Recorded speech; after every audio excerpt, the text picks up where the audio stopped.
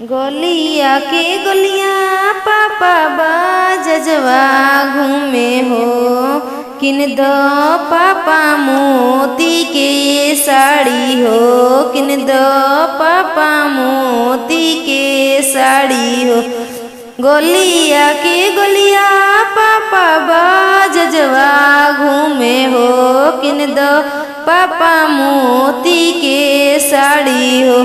जनम तो लिहलू बेटी गरीब के घरवा हो, कैसे पहनबू मोती के साड़ी हो, कैसे पहनबू मोती के साड़ी हो।